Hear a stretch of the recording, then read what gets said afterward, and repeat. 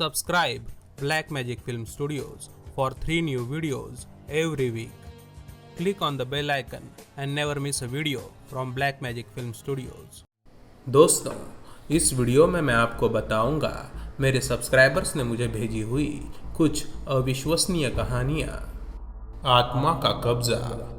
ये कहानी मुझे मेरी सब्सक्राइबर मोनीला ठाकुर ने भेजी है।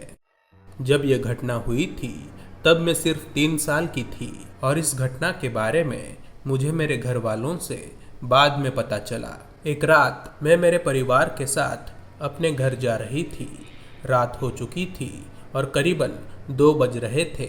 मौसम भी अच्छा था और सब कुछ ठीक चल रहा था, पर हम जिस रास्ते से घर जा रहे थे वो एक जंगल से गुजरता था। उस रास्ते पे कई मोड़ थे और गलती से हम लोगों ने एक गलत मोड़ ले लिया और अब हम रास्ता भटक चुके थे और अचानक से मौसम भी खराब होने लगा और ऐसा लगने लगा था जैसे कोई तूफान आया हो।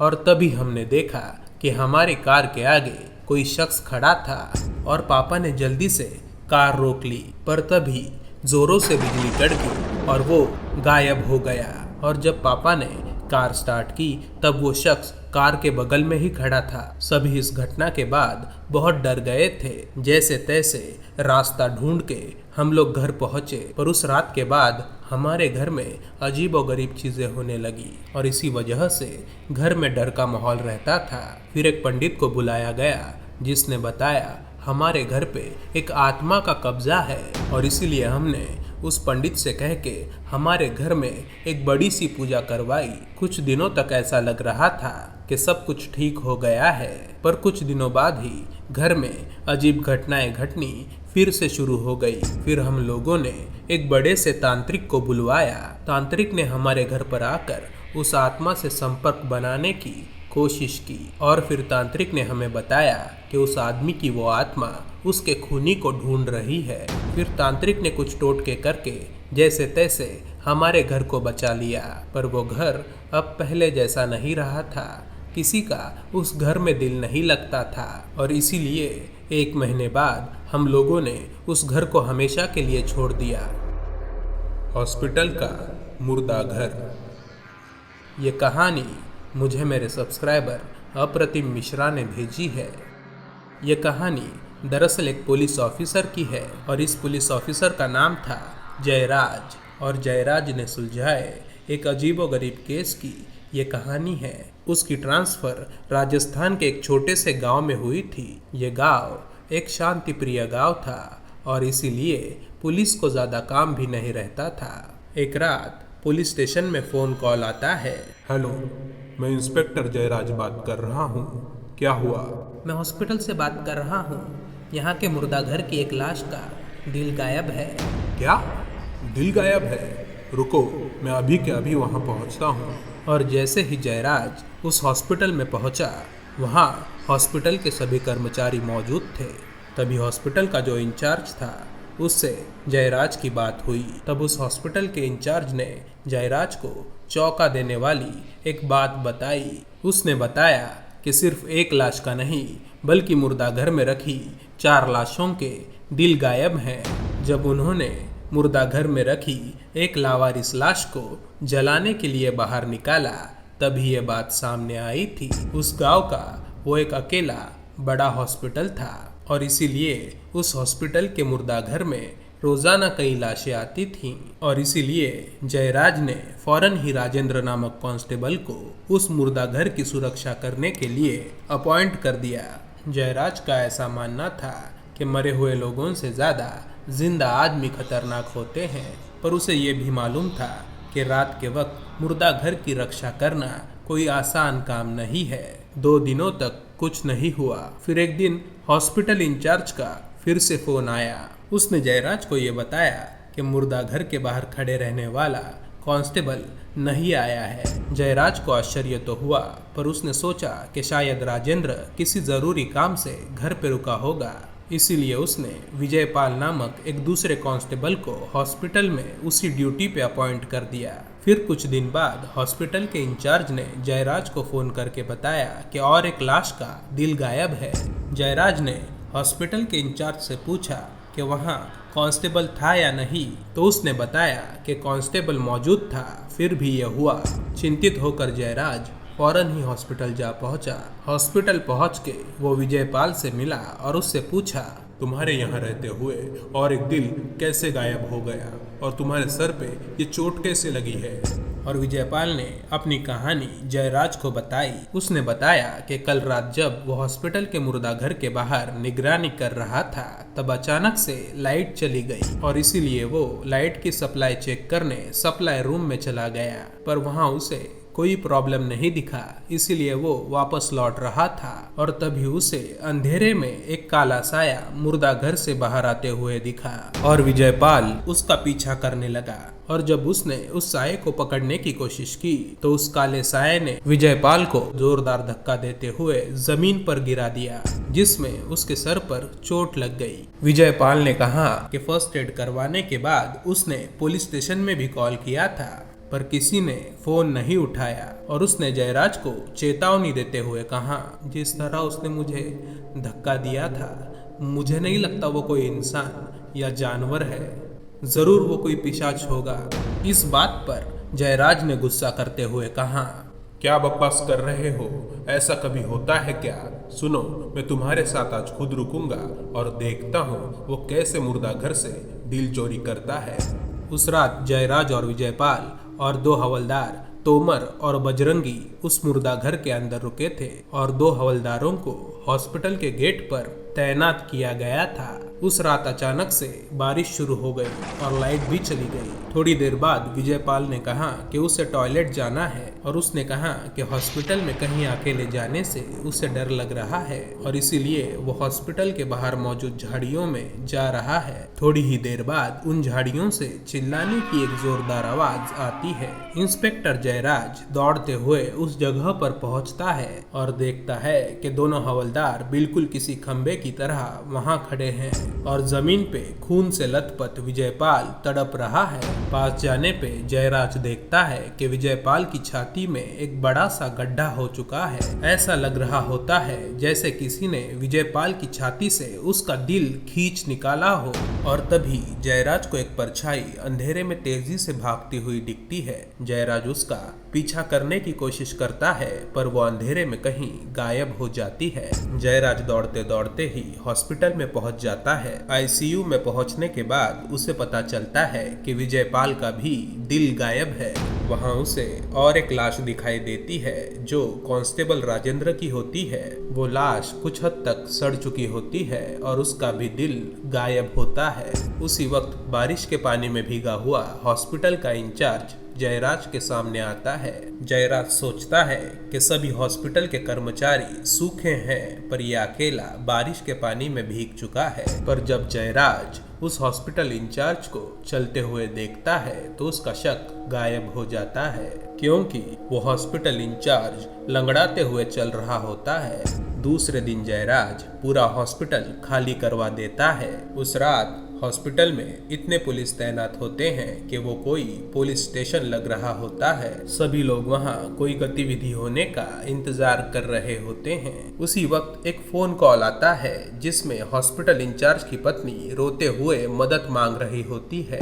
जयराज और कांस्टेबल तोमर दोनों भागे भागे हॉस्पिटल इंचार्ज के घर पहुँचते हैं। उस घर के अंदर से किसी औरत के दर्द से चिल्लाने की आवाजें आ रही होती हैं। वो लोग फौरन दरवाजा तोड़ के अंदर चले जाते हैं और जैसे ही वो दोनों अंदर पहुंचते हैं, पूरे कमरे को वो खून से रंगा हुआ पाते हैं। सामने हॉस्पिटल इंचार्ज के पत्नी की लाश गिरी होती है और करीब ही हॉस्पिटल इंचार्ज अपनी ही पत्नी का दिल किसी जानवर की तरह खा रहा होता है और वो पुलिस पे किसी जानवर की तरह गुर्राने लगता है। पुलिस उसे हिरासत में ले लेती है और थोड़ी देर बाद जब वो होश में आता है तो वो पुलिस के सामने रोने लगता है। उसे किसी भी घटना के बारे में कुछ भी याद नहीं होता। डॉक्टर्स उस हॉस्पिटल इंचार्ज को मल्टीपल पर्सनालिटी डिसऑर्डर से ग्रस्त एक रोगी साबित करते हैं। कुछ वक्त ऐसे ही बीत जाता है। कुछ महीनों बाद उसी हॉस्पिटल के मुर्दा घर से वापस लाशों के दिल चोरी होने लगते हैं, पर इस बार उस हॉस्पिटल का सफाई कर्मचारी दोषी पाया जाता है और उसे भी वही मानसिक बीमारी होती है जो हॉस्पिटल इंचार्ज को थी, पर यह कैसे मुमकिन हो सकता है कि एक ही हॉस्पिटल के दो अलग लोग एक ही बीमारी से ग्रस्त होकर लोगों के दिल खाने लगे, और ये पहेली आज तक सुलझ नहीं पाई। वो पुराना घर। ये कहानी मुझे मेरे सब्सक्राइबर अविनाश सिंह ने भेजी है। ये कहानी खुद अविनाश की है जब वो 8 साल का था। गर्मियों की छुट्टी बिताने के लिए मैं अपने गांव गया था। ये उन दिनों की बात है जब गांव में मुश्किल से ही बिजली होती थी और इसी वजह से वहां टीवी जैसा कोई मनोरंजन का साधन नहीं था, और इसीलिए मैं वहां बुरी तरह से बोर हो चुका था। और इसीलिए मैंने मेरे चचेरे भाई से कहा, अरे हिमांशु, गांव में आते वक्त मैंने रास्ते में एक पुराना सा घर देखा था, चलो वहां चलते हैं, थोड़ा टाइम पास हो जाएगा। वैसे भी शहर की बातें करते करते हम दोनों भी ऊब चुके थे, इसीलिए हम उस घर की दिशा में बढ़ने लगे और कुछ ही देर में हम उस घर के पास पहुंच गए। वो घर खंडहर बन चुका था, उसके केवल 2 कमरों पे ही छत बाकी थी। उस घर के पास ही पीपल का एक बड़ा सा पेड़ था जिसकी छाया पूरे घर पर पड़ रही थी। पर उसी वक्त हिमांशु को हमारे करीब ही एक सांप नजर आया और हिमांशु तेजी से भागने लगा। उस डरावने से सांप को देखने के बाद मैं भी भागने लगा, पर कुछ कदम भागने के बाद मैं फिसल के नीचे गिर पड़ा और वापस खड़े होते हुए मैंने उस घर की तरफ देखा। खंडहर बन चुके उस घर के अंदर एक आदमी खड़ा था।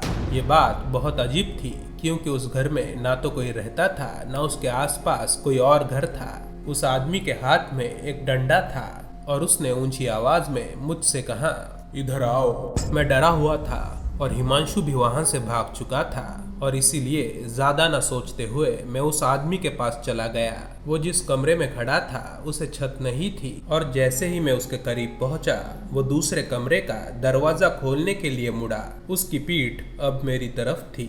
उसने मुझसे पूछा, नाम क्या है तुम्हारा? और जैसे ही मैं मेरा नाम कहने गया वो अचानक से पीछे मुड़ा और उसका खून से लथपथ भयानक सा चेहरा देख मैं बेहोश होकर नीचे गिर गया। और बाद में मुझे पता चला कि मेरे परिवार ने ही मुझे उस जगह से ढूंढ निकाला था, और उस वक्त मुझे बहुत तेज बुखार था। सभी को ये लग रहा था कि मुझे उसी सांप ने डस लिया है। वो लोग मुझे गांव के एक सर्पदंश के विशेषज्ञ के पास लेके गए, पर मेरे शरीर पे सर्पदंश का कोई निशान नहीं था, और इसीलिए उस आदमी ने कहा कि मेरे बेहोश होने का कोई और कारण है।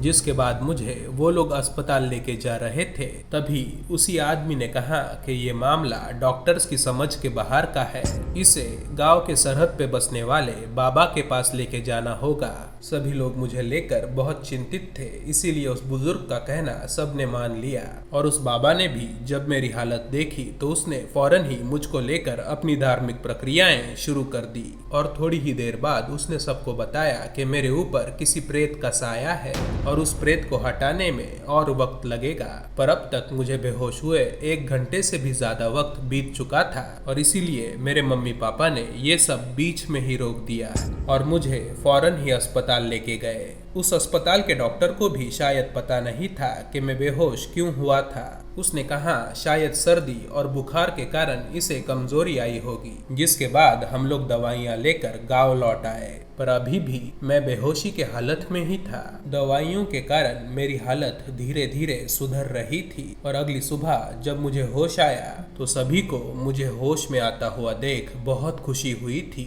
सभी को ये जानना था कि मेरे साथ क्या हुआ था, पर जब मैंने सारी घटना जैसी की तैसी बताई तो सभी की आंखों में मुझे शक साफ दिखाई दे रहा था। किसी को भी मुझ पर यकीन नहीं था, पर अगले कुछ दिनों में मुझे वही आदमी बार बार अलग अलग जगह दिखाई देने लगा।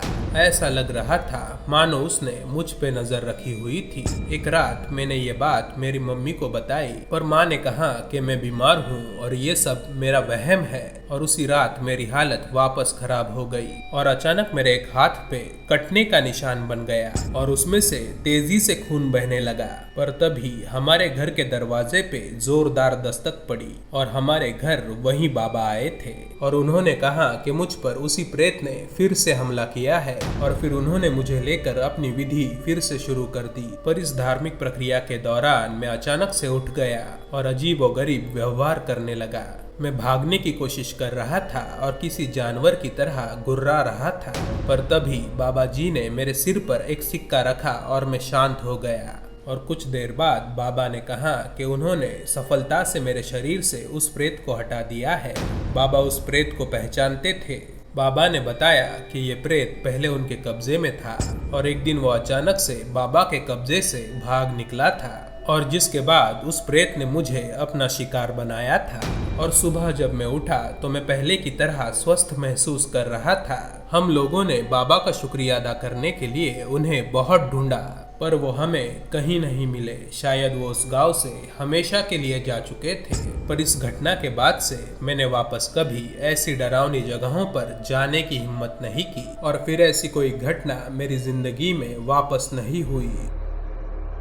दोस्तों, अगर आपको ये वीडियो पसंद आया तो इसे लाइक करें और अपने दोस्तों के साथ इसे फेसबुक और व्हाट्सएप पे ज़रूर शेयर करें। और अगर आपने भी किसी भूतहा घटना का अनुभव किया है और चाहते हैं कि आपकी कहानी मैं मेरे वीडियो में शामिल करूं, तो डिस्क्रिप्शन में दी हुई लिंक्स पर क्लिक करें और वो कहानी मुझे ज़रूर भेजें। अगर आपको इस तरह के वीडियोस पसंद आते हैं तो इस चैनल को सब्सक्राइब करना ना भूलें।